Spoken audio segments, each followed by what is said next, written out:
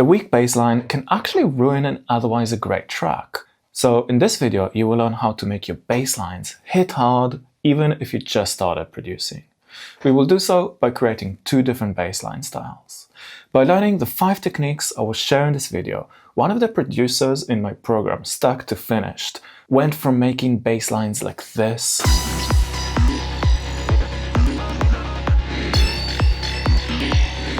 to this.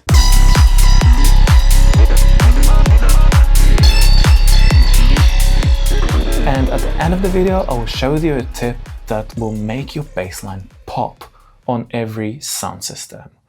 And I also made a free sample pack out of all the basses from this tutorial, which you can download below this video. Bassline number 1. So the first bass we are going to create is from the Charlie XCX track Girl So Confusing. So don't get into any trouble. I split the stems of this track with an AI software, so I don't play the vocal. This is purely academical. It's for learning purposes only. The point is not to copy the exact bass line, but to dig deep and understand the steps the producer took to create the bass line so you can go and make it your own. This is the track.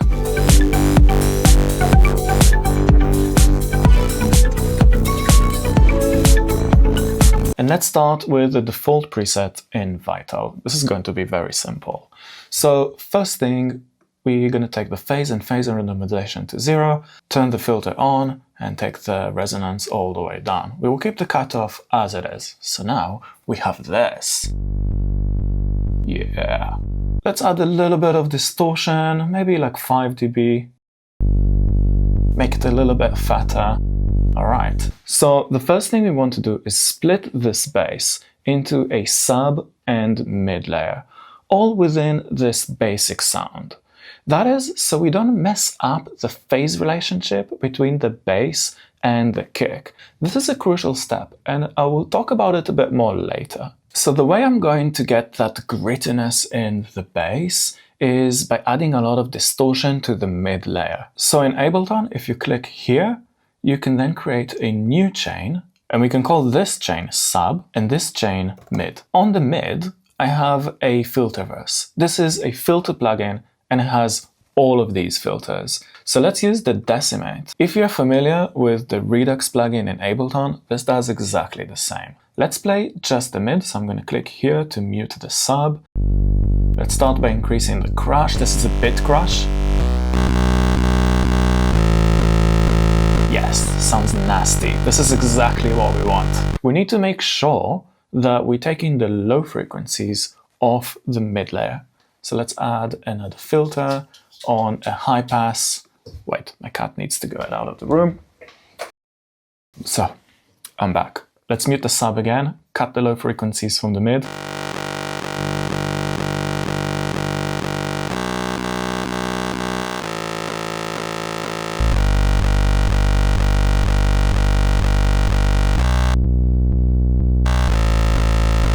They are completely separate now. The reason we separated these is because this type of distortion is going to completely destroy your low end. So now that we have the two layers, let's create the groove. Notice the groove in the original bass line. We won't copy this exact groove, but we just want to get an insight about the process the artist went through so we can make this bass our own. And we will do so by automating the filter. A cool trick is if you highlight all of your automation and you hover over this little square, you can then move up and down the entire automation line.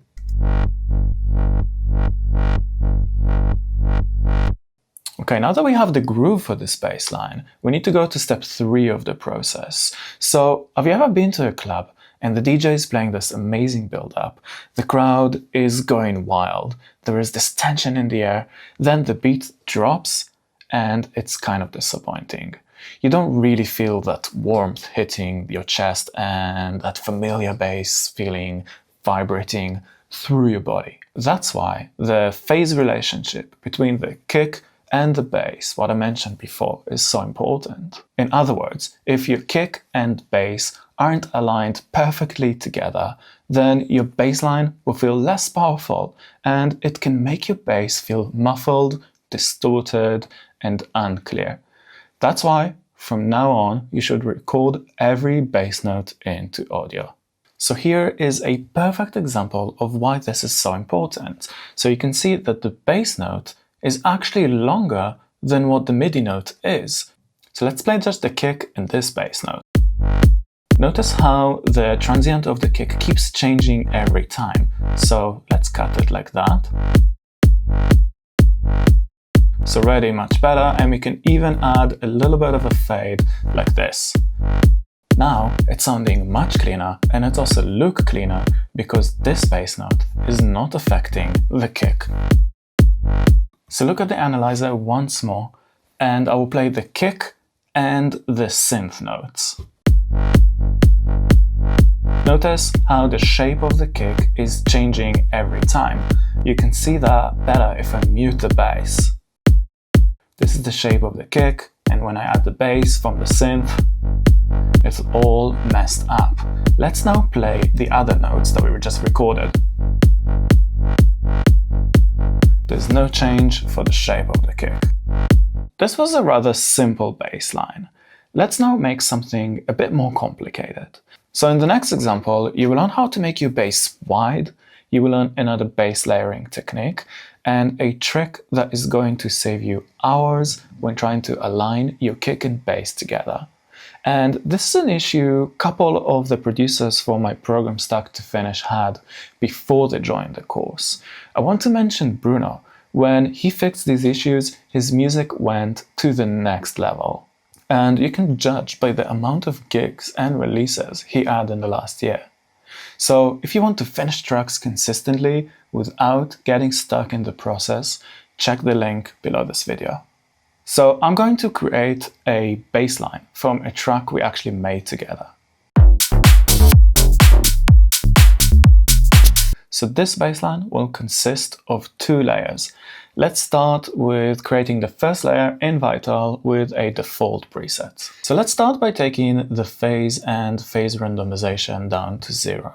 We will start by turning the filter on and taking the cutoff all the way down. We will take the filter fairly low. We're going to use this in a moment. We're shaping the sound first of all. Let's take envelope 2. We will take the attack all the way down. Let's do the same for envelope 1 actually, so we get that click of the sound.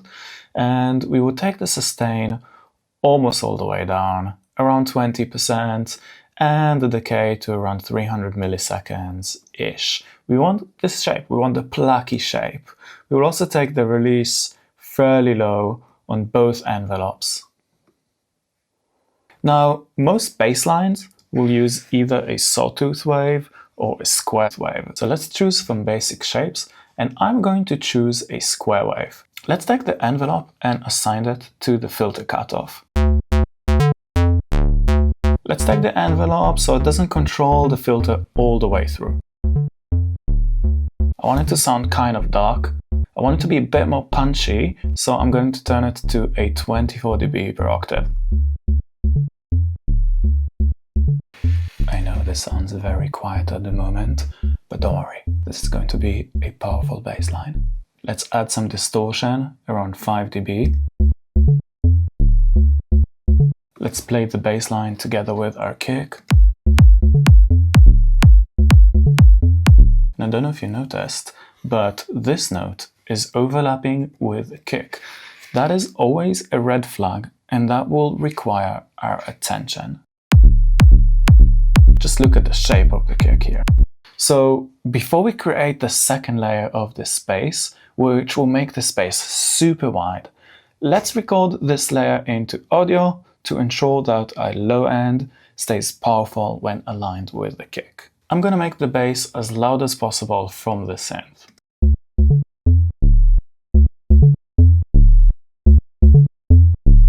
So look at what's happening to the shape of the kick when this bass note is playing. It's all over the place. And this means when you play this in the club or a festival, it will sound muffled or it can clip. It will just sound terrible. So there is a plugin that can fix that problem quickly and easily. It's called Fuser, and this is how it works. So you drop Fuser onto your bass channel. You assign the sidechain input onto the kick. Then you press play and you let the plugin analyze the audio. Give it a minute. Now you can see where the problematic area is and you can click on Resolve Conflict. And you can see what's happening here. It's already made a massive difference, but as you can see, it's not perfect, because if I mute the bass, we still have a little bit of a change for the shape of the kick. So we can rotate the phase. Let's play around with this.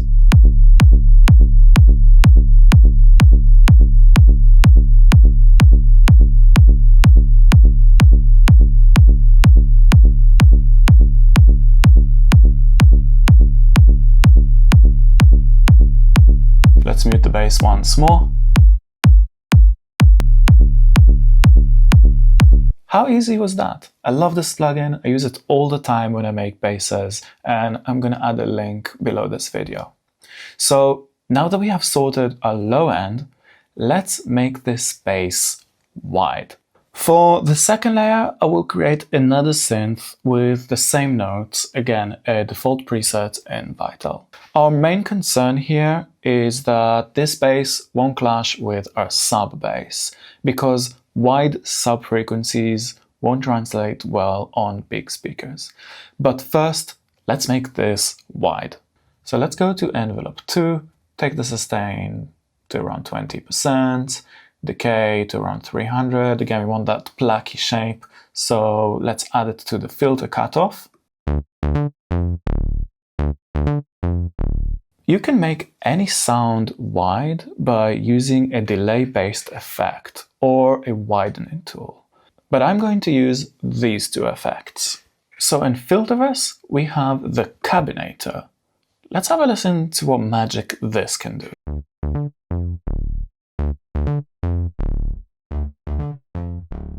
This is already sounding pretty wide, I love it.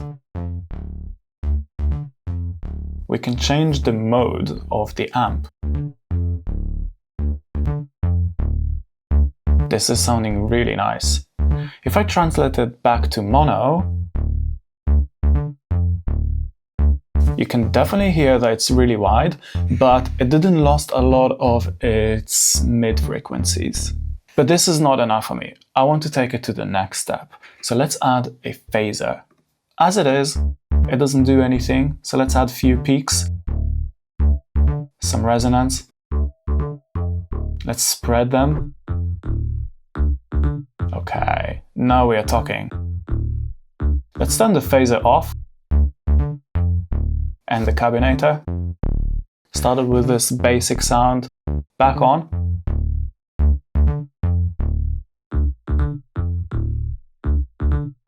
And to make sure this doesn't clash with our other bass, as long as you cut the low frequencies out, you can make this layer as wide as you want. Just make sure it sounds good in mono.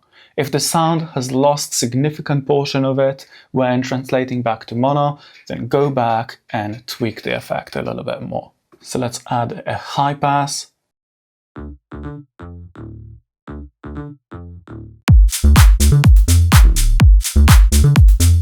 I don't know if you noticed, but there is one thing all the bass lines in this video have in common, and it's that they sound great on every system. You see, most people will listen to your music in the car, or on a Bluetooth speakers, or on your laptop.